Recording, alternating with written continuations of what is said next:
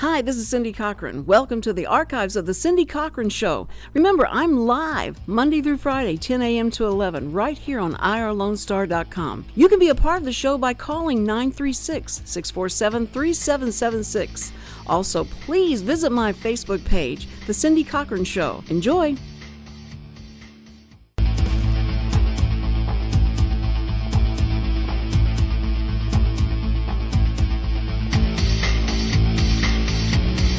Good morning, everybody. You are listening to the Cindy Cochran Show, and it is Tuesday.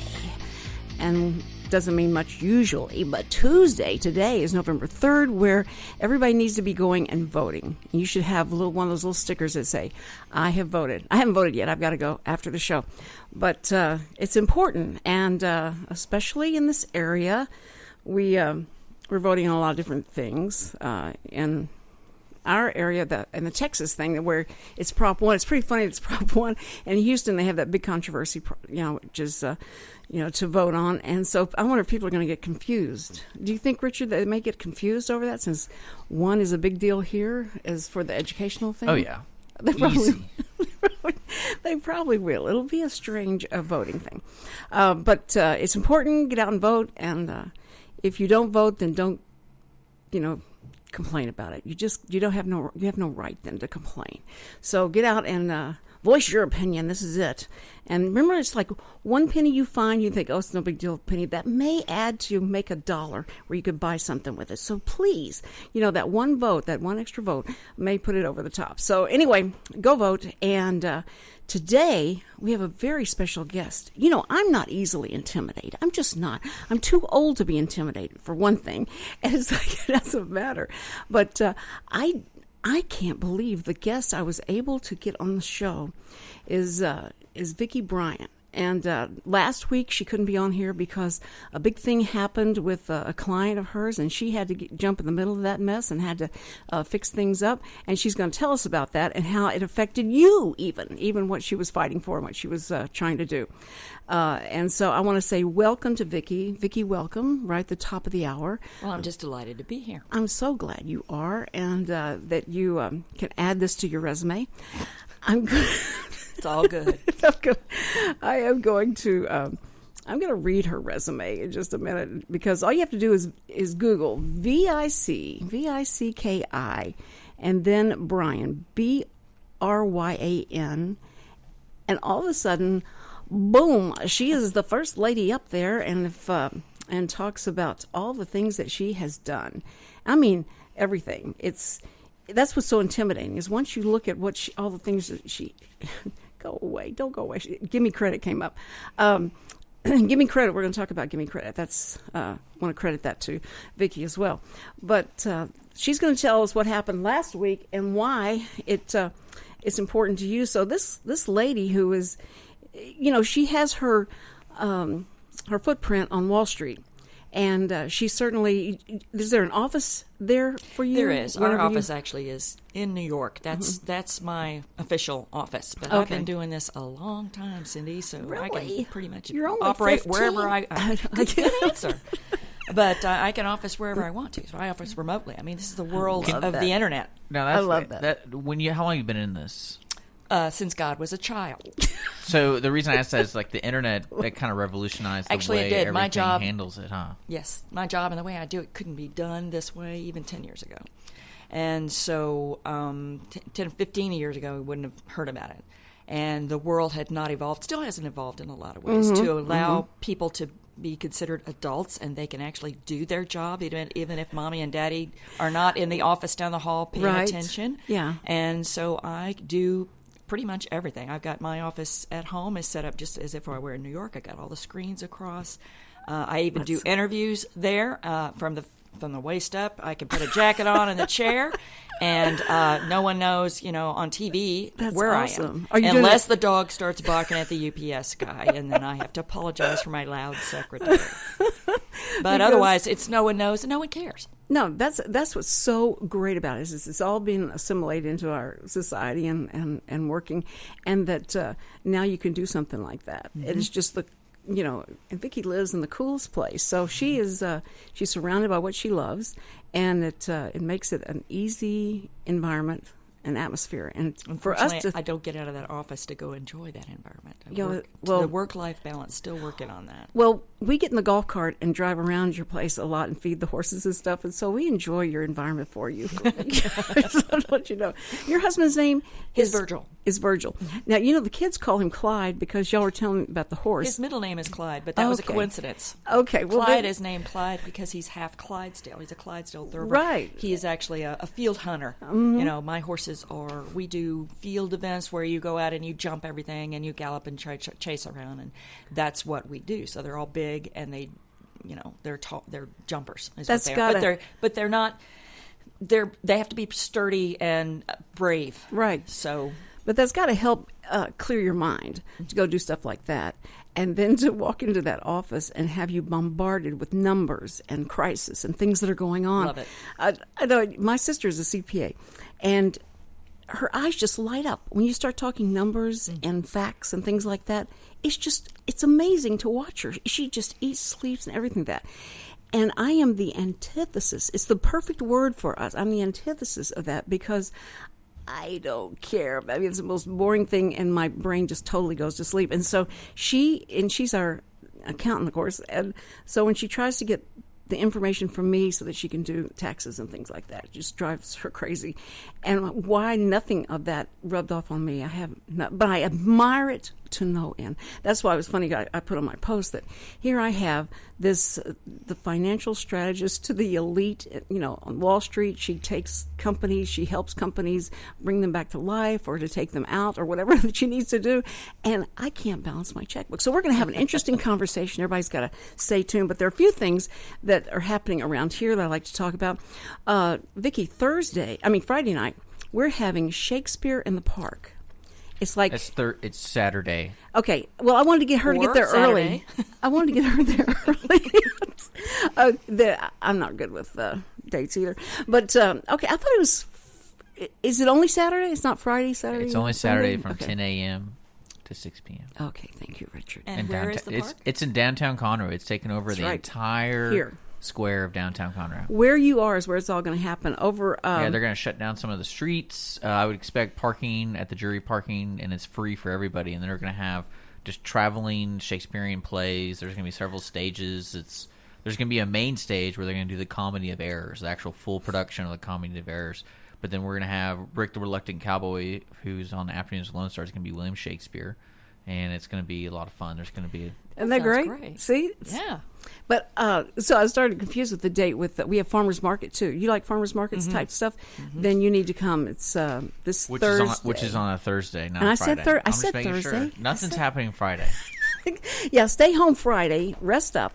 But Thursday, come down here and it's farmers market, and there's entertainment. There's a lot of different vendors down here, and so a lot of things going on. But the Shakespearean thing, I thought you'd be interested. That's as close as we'll probably ever get to New York, is to having people in the park doing Shakespeare, and so it's going to be something to see and to behold. This is their first one that they're going to do. So if it goes well, it's exciting. And I know there's a lot of things that happen down here. Everybody thinks the sidewalks roll up at 6:00 down here, and you may get that feeling, except when they have events. And this is the theater district here. It ends at 6.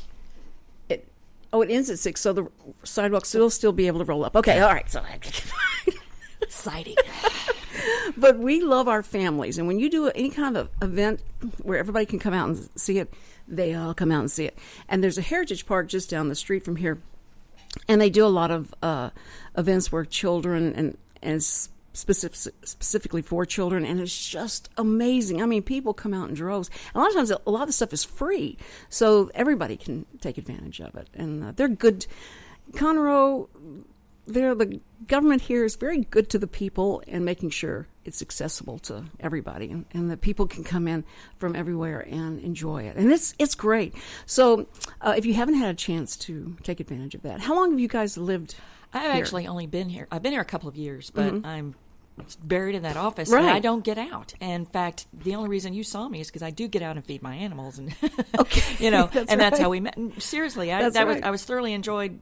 It was visit so with you funny that day because we're in the golf I don't cart. see anybody. We're in the golf cart. We're trying to catch some I can't remember what the animals were that had gotten out of this one guy's house, and we were trying to get it so it wouldn't go into the dogs would have had it for breakfast. That's right. Whoever those were. So anyway, we were trying to do that, and we met Vicki, and it was great fun. We sat there, and it was hot. It was summer, and the mosquitoes realized, you stupid people, you're going to stand here. We're going to bite you as long as you stand there. It's okay. And but it was worth it because I was just listening to everything she said. It was so interesting. And your grandchildren are and adorable. Samuel and Cindy love you guys. Let's go over to their house. Well, honey, we don't know what they're doing. She doesn't care. She just wants us to come anytime. We just go there. Let's just go get in the pool. We'll just go get in the pool, and she'll see us. Pet the horses. Yeah, that's right. So not in the pool. They love you. No, they love you guys. They love you. So anyway, so that's happening, and then this mysterious. Oh, we got 2 minutes. Okay, I'm not supposed to say that, but we do have 2 minutes. We've got this mysterious airliner that blew up. And people are trying to figure out, all the excitement was thinking that ISIS had taken them out, and they claimed that it was their organization that caused this to happen. But Russia and everybody are saying, no, don't think that. We had a satellite that detected the flashes around it. And then this guy said, but the only reason I think it may be a bomb is because the steel is all curled out. So that shows that something happened within and blew it out. So that was... it's really early on the I scene. know it, and there's a lot of everybody's people with a lot of agendas actually popping in there initially, That's and I'm right. all about facts take emotion out of the situation. Right. So they need to wait because you're right. Because it's really serious regardless. We need to get this right. It is. It is terrible. And they're investigating the black box and trying to find out, and they can find out so much, the detection of the wind that comes, how that happens, if it was inside, outside. So it's going to be interesting to watch that, and we'll talk about it forever. How when they start searching for the plane, I'm glad they know where it is, and it was horrible how many people were killed in that. But all the time searching for it, and now they're just going to speculate how this actually happened. So, but they've ruled out. They think that a missile from the ground missile from ISIS. Too high for it. Yeah. So that's good. We got that ironed out, and now we'll look at that further. We don't know what was on board, right? And we don't know, right? Yeah. So it's going to be very interesting. I love those kind of mysteries. I just hate that the body count was so high. Anyway, also a funny thing that's happened with The View. The View is taking a totally different direction now. The View tried to do some smackdown on Carly Fiorina, and they were calling her demented. They were calling her, look at her face, and doing stuff that you think Donald Trump would do, but not women to someone else that's trying to do something good. And so they gave her some trouble on that, and she said, listen, anytime you guys want to debate about foreign affairs or about the healthcare system or anything like that, I'll be glad to come and talk to you about that. My face, it's just sad that women would do that. So that made them feel pretty bad. So now they're having her come back on. We get enough of that kind of static from men. We don't truth? need to sabotage each other. I know it. This is a huge phenomenon. One of the things I care deeply about is mentoring young women because I'm old enough that I came through, and I work in a male-dominated industry. Yes, always have, and I've been raised in Texas, so women have always been very clearly defined roles that I have never fit in. I've spent my entire life not fitting in, because I don't accept these stereotypical roles. But and one of the things I'm trying to focus on is that. We're all about empowering and all of that kind of thing. I don't support that because it's not empower. You don't want empowering. Powering, if you can give power, then you can take it away. Right. We don't need to have power granted to us as women. No, you don't earn it because that's still means someone's conveying but goodness upon you. No, you go out and take it. Power is seized. And you go out and you just do it, and you take it, and you barrel on, because that's how I've made my entire career. And my entire career, for a good part of my career, I based it, and it was very successful on being absolutely underestimated. I work on Wall Street. I work with New Yorkers. Everybody in Texas, they consider us a bunch of idiots, and this is even before other people voted in, Ted Cruz and Perry and all these people. So I have to deal with this. I mean, literally, I'm on the phone, and as soon as a reporter will figure out, see my phone number, and they're like, where are you calling from? I'm in Texas. Silence on the other end of the phone. We don't realize just what kind of a negative impact the world that we have on the world, and a big part of that is leadership and the way I approach the male and female and everybody and who's. First of all, I just do my job, right? And I've spent many years having to be 5 times better, and all the kind. You have to be right before somebody turns around and goes, "Hey, she's kind of." So now I have the track record, but still, you're still up against that hurdle.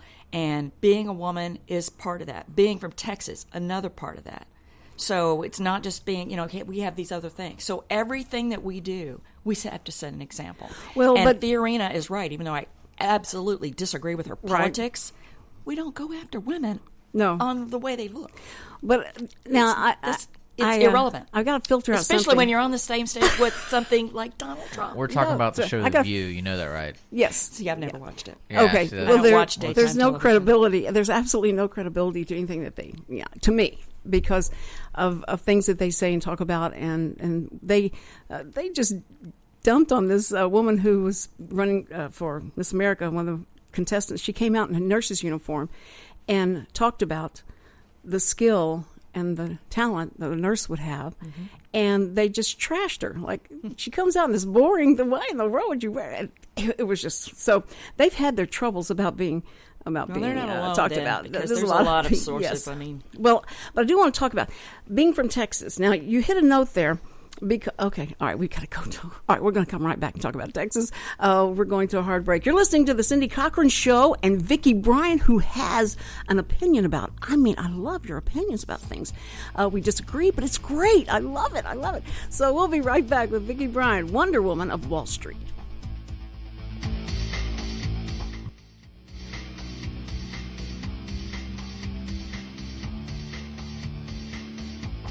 The Cindy Cochran Show, real reality radio.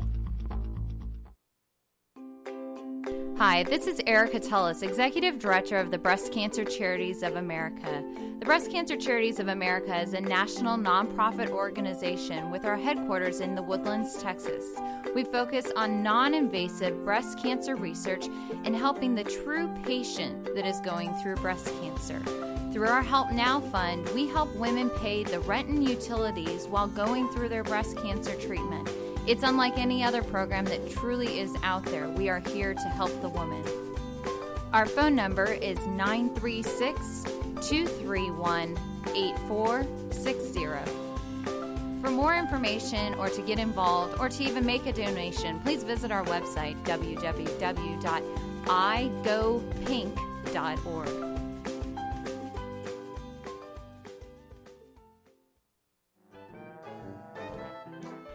Tune in every Sunday night right here on Lone Star Internet Radio for adventure, romance, thrills, chills, and everything vintage radio drama can bring. The Players Theater Company Old Time Radio Hour comes to you every Sunday at 7 p.m. with brand new episodes monthly. Our productions always feature actors, music, and sound effects performed completely live. And now you can enjoy seeing each new episode performed on stage at the Owen Theater in Conroe.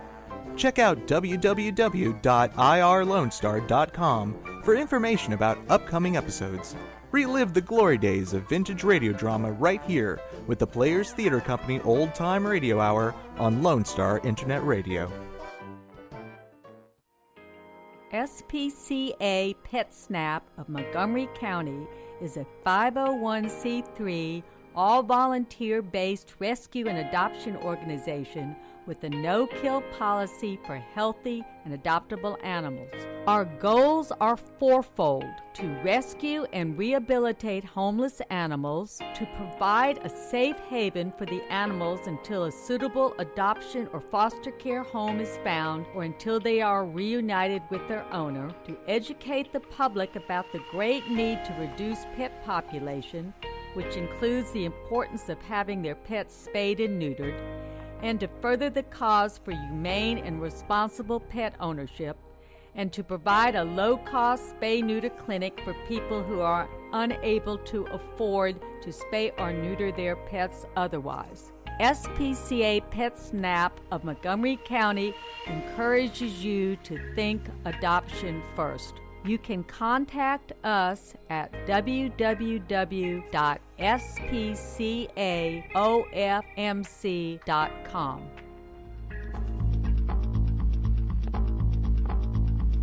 And we're back on the Cindy Cochran Show, and my special guest host is Vicki Bryan.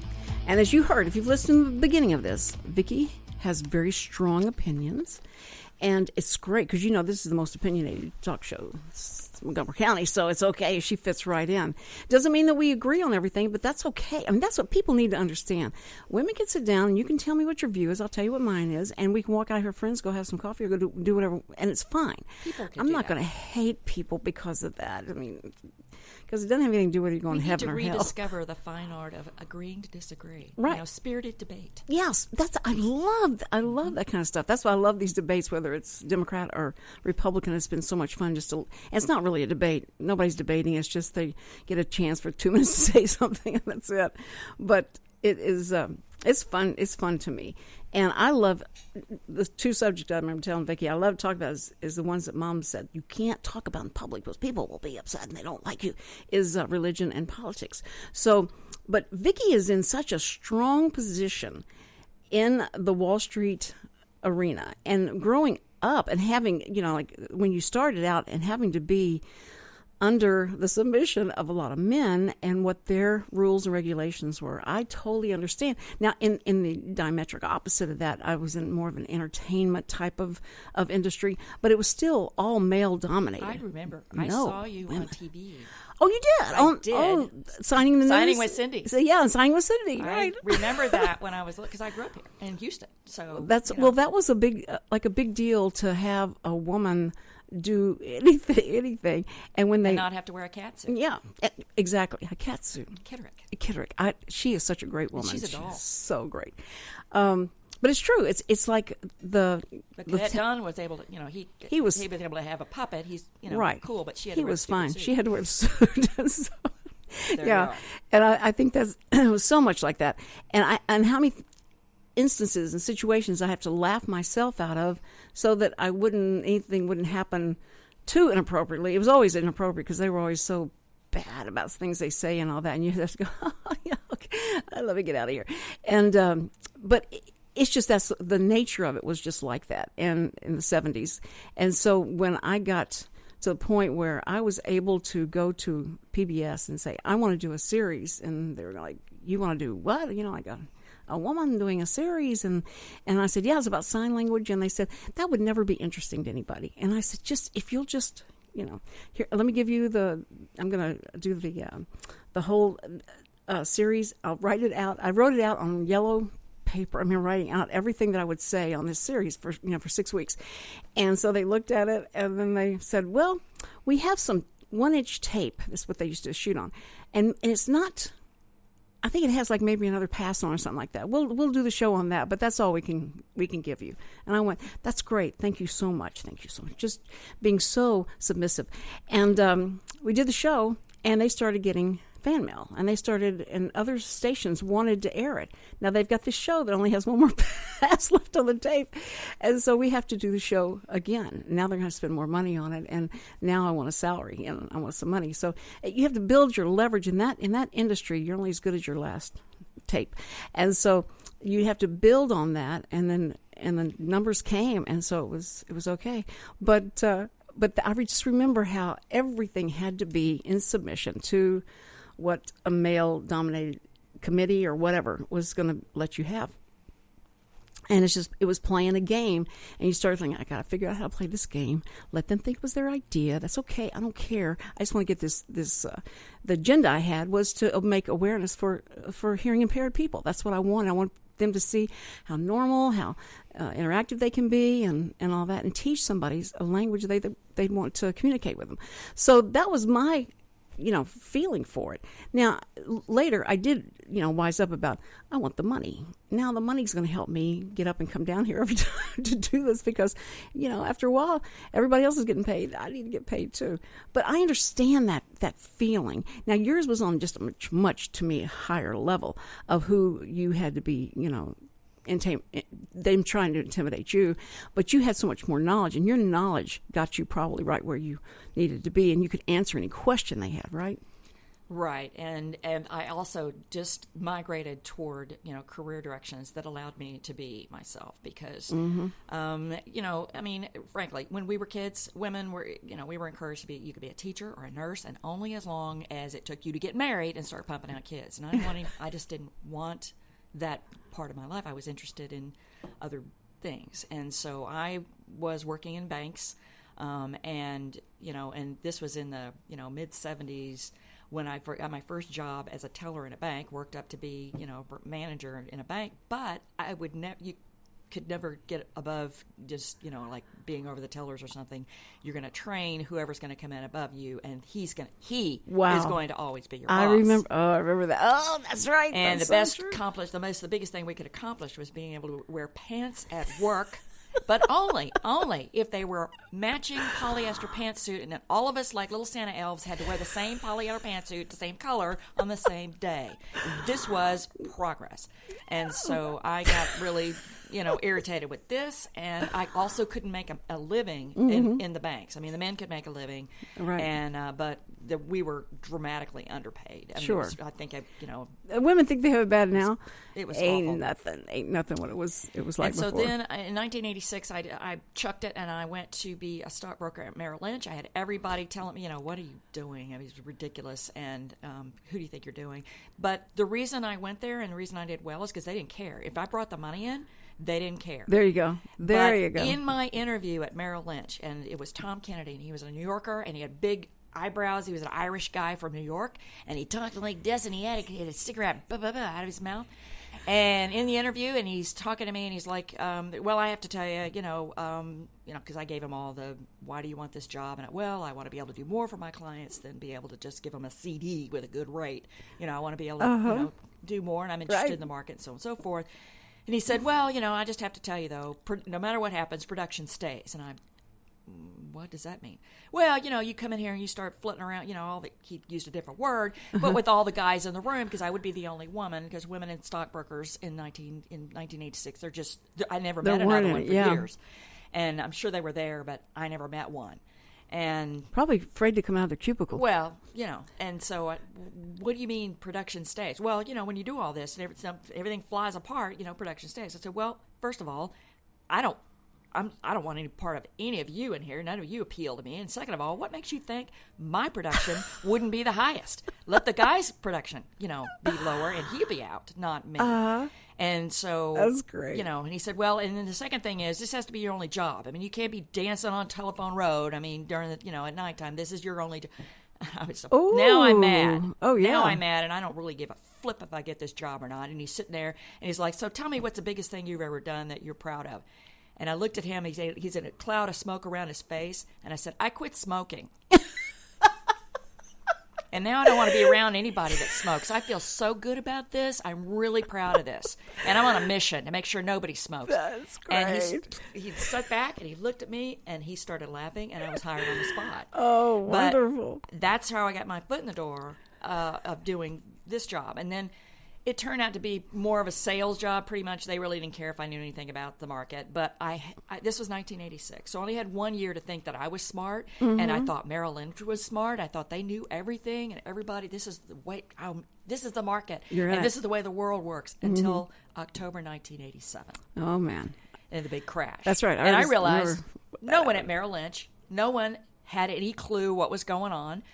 Discount brokers wouldn't even answer the phone. I mean, people were calling us to find out. And I was watching my Quotron machine, which at the time the computers used was called Quotron, and had a little, even the keyboard was like ABCD, was not a typical keyboard because men don't type. Men use finger pointing, so they don't type. So that was the keyboard. And it was an old big cathode ray tube, whatever kind of a screen. And everything just went crazy. And I watched the market completely go down 500 points and go up 1,000 points and back around. I mean, it was crazy because the computer program trading had kicked in, and this is the first time we incurred that phenomena on a wide scale. And this kind of volatility, and the market froze completely. It shut down. People really don't realize how close we came to, really just serious financial meltdown on a global scale because the United States we went down off everywhere. Yeah. So then I knew. And I went back then later is what I do and to find out who did know. Where were the signs? What did we clearly missed something because there's nothing like that just happens. The signs were there. And the signs were there, but they were so obscure but basically no one knew.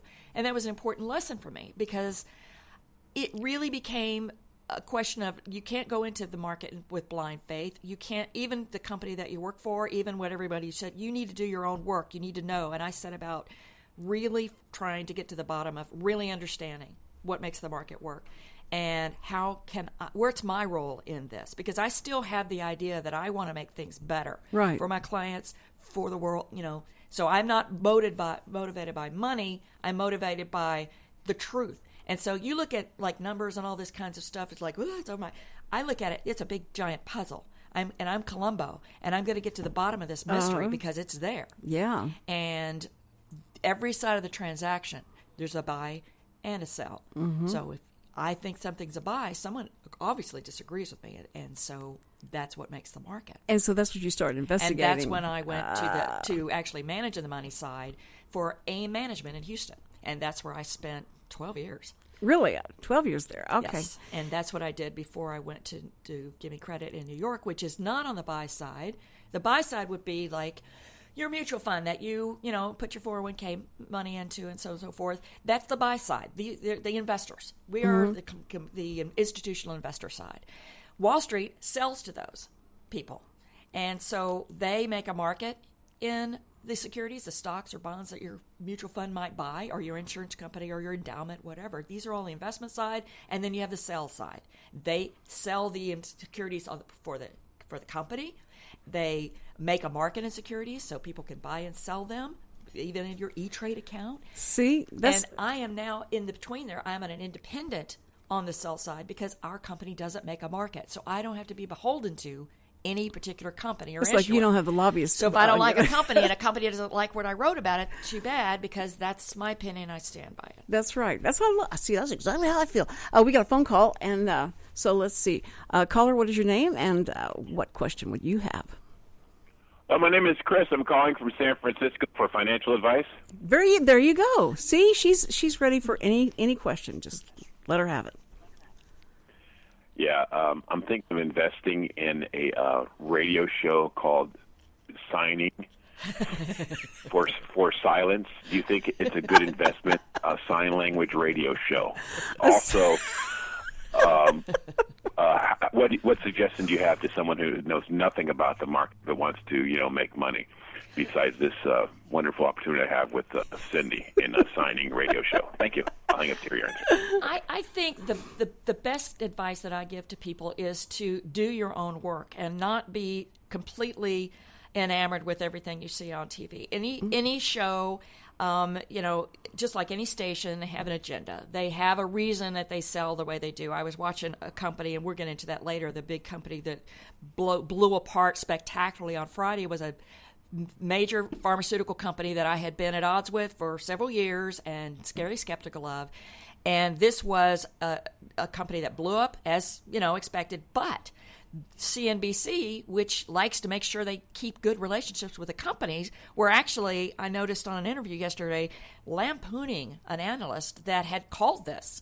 And was, now, don't you think what you've said is equivalent to, going to a theater and yelling fire? And I'm thinking, but he was right. Oh, and, yeah. And he actually had responded that there's a difference between going into theater and yelling fire and going into theater and say, oh, I smell smoke. Should we be looking at this? Right. And that's really what the guy did. But my point was, this is CNBC that everybody's watching all day long to find out what's going on with the market. They have an agenda. And they have, they're all about, entertainment value, just like the fiction channel. Oh, I'm sorry, Fox News. Oh, which no, wait a is minute. constantly, Wait. I was getting ready to say they put they don't forth have their a lot. agenda. Putting forth their agenda and they all put day. Just like they did at Facts don't have to be a part of the equation. just like they did at the Republican debate when the CNBC people got up there and made a mess of it. They made a mess of it. But my point is, I can't. I make a living out of getting to the bottom of the truth. Right. So I don't rely on any one source. I don't rely on, anything that's just told me. I need to have things, put to the background. I read financial statements. I read the press releases. I read what the Department of Justice said. I read these things, what the EPA report was. I don't look at the news persons like in sentence and 3 bullet points, because now I know, having been interviewed by the press for years now, they call you when they've already got the story written and they want a quote from you to kind of lines up with what they already have. But you're telling Chris, if you're going to do this, you do this, you do read your yourself. work. You open up, you can get financial statements for free on the internet, Edgar.com.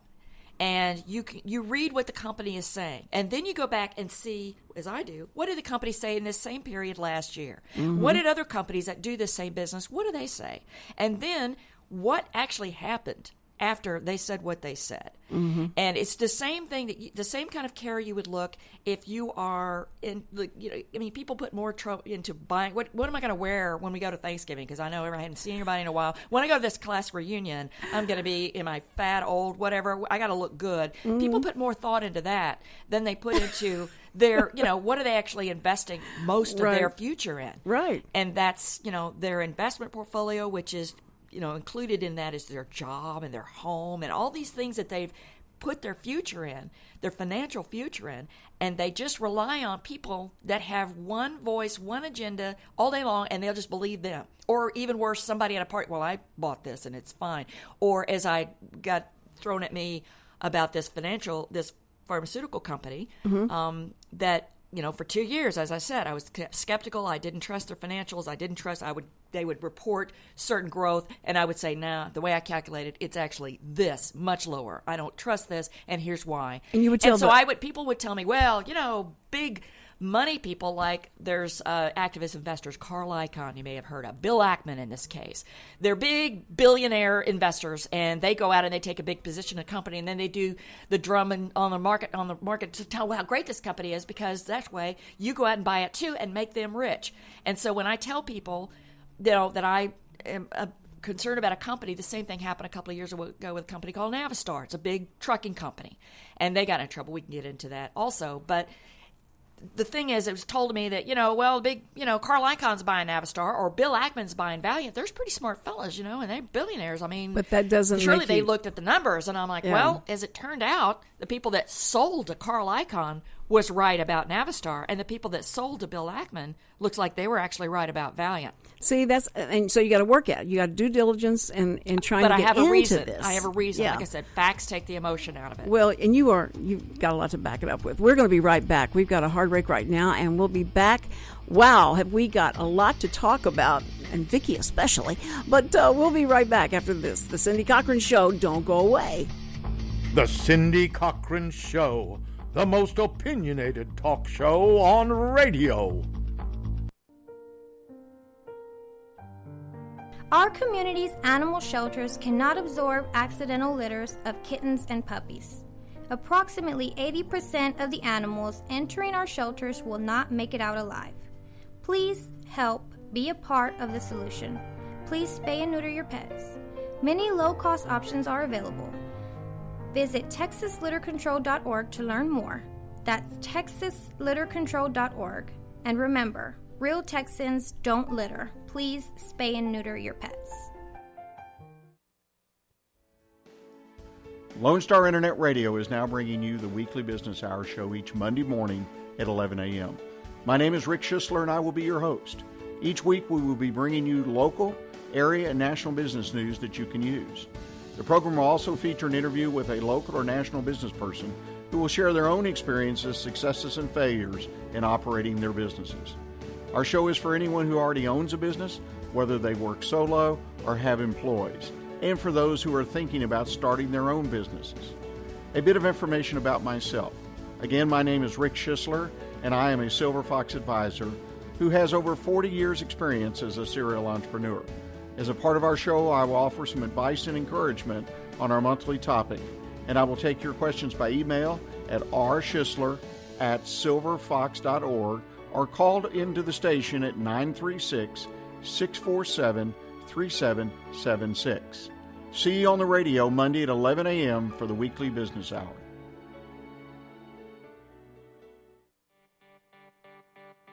The East Texas Dream Center is in need of your help. We are a nonprofit Christian organization that houses women and children who are trying to get their lives back after being homeless, abused, or addicted. We are conveniently located at 301 South 1st Street, Conroe, Texas, 77301, right here in Montgomery County.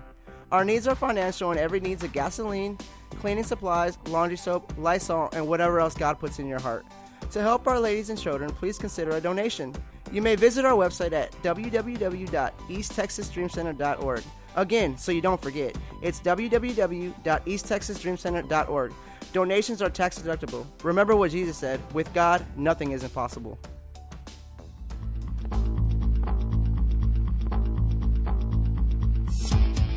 And you're back on the Cindy Cochran Show. It is Tuesday. And listen, if you guys missed the first part of this and you just got in on it and go like, my word, that is an intelligent person on the Cindy Cochran Show, and we are excited to listen to this, and we'd like to hear more.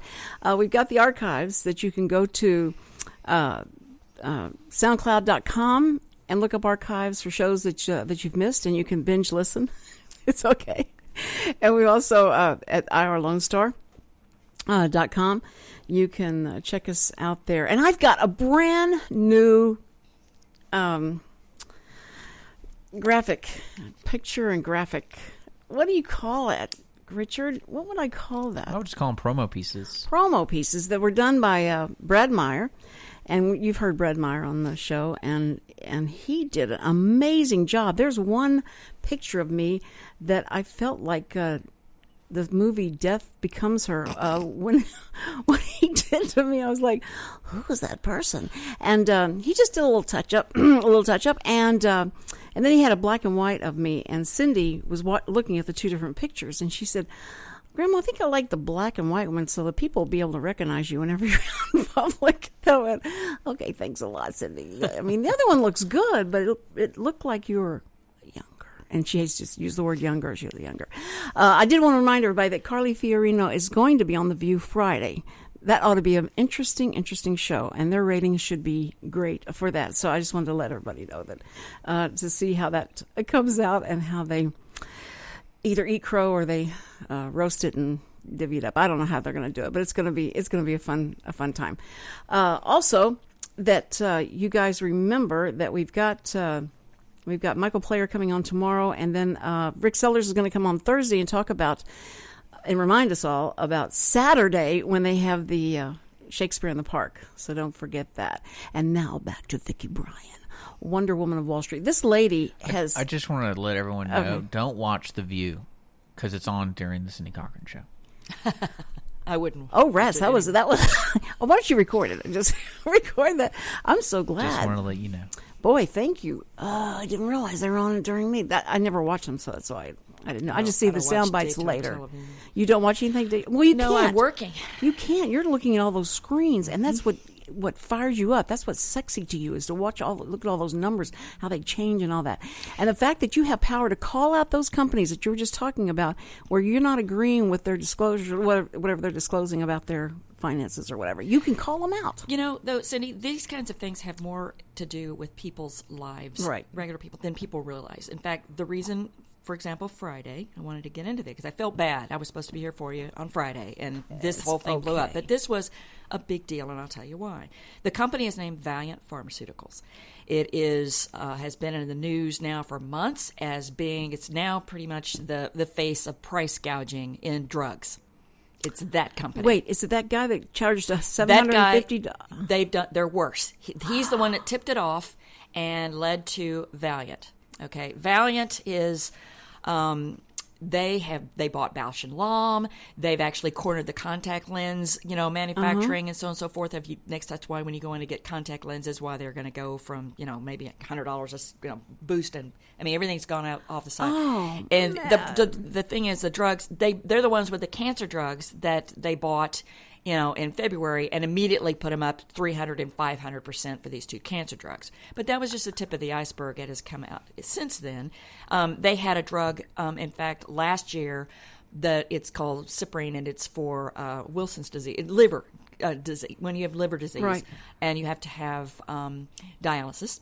And a problem that happens with liver patients, and I'm not going to get into technical, I'm certainly no doctor, is that metals form in your blood, excessive metals form in your blood, and you need this drug counteracts that by removing the copper and the metals out of your drug, out of your system. And Valiant, as soon as it bought that drug in late 2013, increased the price 13 times. God, grief. 13 times. Now, this is not the only instance. They have there's dozens of drugs that they have had egregious price increases on it. Now, my problem at the time was not just that it was egregious, but looking at it from a financial aspect, how sustainable is this, is what I have said. Because there are, most of the time, alternatives to these drugs. And you can go out at goodrx.com. It's just a public website. I just heard about that. I look at that because... I look at that because it's not just the drug prices that are thrown around in the news and so on and so forth. This is an actual site that says, here's what you're going to pay, folks. Right. Here's your prescription, and it costs this. Here are alternatives for lesser cost. Every one of Valiant's drugs have alternatives, and Valiant drug will be out there for several hundred to several $1,000. The Jublia, their toenail, acne, toenail fungus thing, it's $560 for a 2-week dose, and they want you to do an 8-week, program, 48-week program. Okay, but let me ask you that they're not selling $8,000 for toenail fungus. But they're not selling the alternative drugs as well. No, they don't only own sell that. Okay, good. And we'll get into what the big deal was on Friday. But this is that company, and they have dozens of trucks. Now, in the United States, this time last year, no one was paying any attention to that. But in Canada, they certainly were. And that one particular drug that I told you about that was for Wilson's disease, Canada was up in arms about this. And they were so outraged, they forced Valiant to back off and they really? Yes. And so Valiant reduced rolled back the price increase in Canada, but not here. And the difference in that price was after the price increase in the United States, the drug went to like $160,000 a year for that's what it would cost for a person to use that drug after they did it, increase the price 13 times. Now it's like $256,000 a year. This is that company. So I feel very strongly about, and that's what, when I say that all these things that we all worry about that matter to you, this is why. Yeah. When you step back, see, I'm on the side of what companies are actually doing, and I focus on companies that are most trouble. I'm what's called the high yield section of the market. That means I'm focusing on companies that have low credit quality for whatever reason, and you'd be surprised, it's a lot of major companies like HCA Corp is the largest hospital company in the world. It's in my sphere. All the airlines in my sphere. Drug companies. I mean, Valiant is the worst credit quality, one of the worst credit quality companies of any major drug company out there, and it's in my sphere. Now, what happens is when a company like Valiant, and by the way, Wall Street has celebrated this company for years because their MO is they go out and they buy a company, and then they fire pretty much everybody there. And then they take the products that they bought and they jack the prices by several hundred to several $1,000%. Poof, instant profit, right? Right. Market loves a profit, and they have driven the price of this stock up incredibly high. Bill Ackman was the activist investor that I told you about that has championed Valiant. Now, this time, last year, Bill Ackman and Valiant actually got together to try buy actually was a fabulous company called Allergan. Allergan makes Botox and a lot of, but Allergan is a bona fide, genuine drug company. They actually invest in making drugs and products. They spend the money and they bring them to market, and they do all those things that drug companies say they need to do. This is why they justify it at maybe higher prices elsewhere. That said, there is a specific talent and art to being good at picking the right drugs that are going to make it. They're going to be they're going to pass all the tests with the FDA, and they're going to be able to come to market and make people's lives better. But they would have to have someone like you that's doing all the research. How could they do that research themselves? Because that's what the drug companies do. The drug companies do that.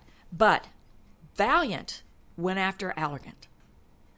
Valiant had only in the past been able to go and get troubled companies like Bausch & Lomb, been struggling along for years, Medicis, other companies that they were in trouble. That cancer drug I told you about that they bought, that was, they bought one company in Dendreon. It makes Provenge. It's a $93,000 a dose drug.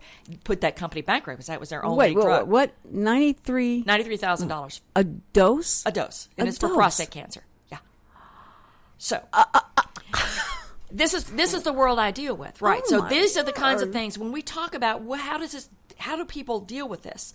This is how they have to deal. They're thrown into a world when you have a drug price. Now, drug companies are able to do this, and by the way, before Valiant, the kind of behavior that Valiant demonstrates it was really unusual. It was uncommon. Drug companies typically were not jacking up prices to that degree that quickly. And you had bona fide companies that were actually really well run. If you knew me better, you would know that I don't gush over management. Because in my world, the companies, as I said, they're troubled. They're low credit quality. Right. Management's usually what got them there. Okay, so numbers are only half the story. It takes a good management team to pull it out of the ditch. It takes a bad management team to run it in the ground. Do you have to pull the management team together to make that happen? No, I don't. What you're talking about is my consulting that I'll do on the side. People come to me to help get their companies funded and ready for funding and that kind of thing, and I will take that on a case by case basis. My job is to analyze these companies for my investors, and that's and I'll render an opinion on the investability of a company and forecast their direction and their their results. And so I make a call, and I do it in the bond market, which is not like the stock market. So we don't have the liquidity. So if you're wrong, you can't just pop out of a bond like you can out of a stock. So my recommendations need to be very durable. So Vicki, I have a question for you. Yes. With the pharma school being your focus, what do you think about That's just one of them. Well, not being your current focus. No, I have a lot of industries I covered. That's or just Friday's one of them. focus. How about that? Okay, that's focus for this discussion. What do you think about the Trans-Pacific Partnership Agreement when it comes to that? Because with Canada, I have a problem with that because Canada could basically be held accountable for these drug companies could sue Canada basically. Well, now you're talking about two separate things. My issue with the Trans-Pacific Agreement is that we are exporting our ability to. The reason that companies like small government and pay for a lot of politicians to toot their horn for them is because companies want to be able to have no restrictions on them whatsoever. And so any government restriction, and it's I taught college for a number of years at night before I got this job, and I got too busy. And you teach students that corporations, their objective is to have maximum profits regardless. Okay, being socially responsible is expensive, especially if you're the only one doing it. And you can be like Ben and Jerry's, make a great product, and I'm not going to pay my CEO a lot. Ben and Jerry's almost went bankrupt because they couldn't make it in the world with competing against other companies that were out to make a profit. Well, drug companies were able to maneuver a different kind of a pricing scheme than hospital companies are. Hospitals have to actually negotiate the pricing with Medicare, and they have a bundles strategy. So there's diagnosis and treatments that are allowed and drugs that are allowed to treat those that within a realm of pricing that has to be agreed upon with Medicare. And that becomes a base level of pricing that your insurance companies will view going forward to be able to approve or disapprove your claim when you go to the hospital. Drug companies don't have that. Right. So drug companies can charge whatever the market will bear. And I'm quoting Valiant. We can charge whatever the market will bear. But that's got to be not for cancer and period. And for everything. Life-threatening, it doesn't matter. Jublia is the toenail fungus cream, which, by the way, I saw a study that actually Vicks Vapor Rub is equally effective, if not more. Okay, and I believe probably can afford Vicks Vapor Rub. But anyway, this is they had a tube of Retin A or a tube of acne cream, $500 for these tubes. You know, you have medically, you know, and people this was my problem with that. And people buy them? Here's how they were buying them. And here's what finally came to be. I was skeptical about their, oh shoot, my phone. That's my phone. That's okay. I have actually we'll act like it's no. like I it's have background. a video at my door, so when someone comes to my door, it sends me a you know, I can see it on my phone and see who's out there. So you know, I got to get that. I got to get cool. that. I've heard about that, but I've got to get that. But we've only got like 1 minute left with you. Well, so we've got to have you back, and I'm fascinated by it. They got around it by getting away from. They send you a coupon for a copay, and they will cover the copay, but they're steering you to only buy their drugs and bill the insurance company for the rest. That just infuriates me. It should. I'm so And glad it there's should. somebody like you out there, you know, fighting for us. So, Vicki Bryan, thank you so much for being here. This has been so exciting to listen to you. You just, I mean, and she gets so excited. The look in her eyes, I wish y'all could see it. It's just, she's excited about this. Guys, thank you for joining us. You've been listening to the Cindy Cochran Show. We'll be back tomorrow with Michael Player, and then we've got a bunch of stuff coming up, so do not miss it. And remember, God's got this. God loves you, and make somebody happy. You'll be happier.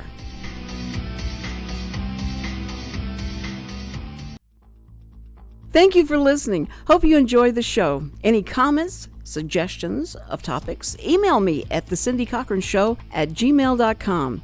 Also, check out my Facebook page, The Cindy Cochran Show.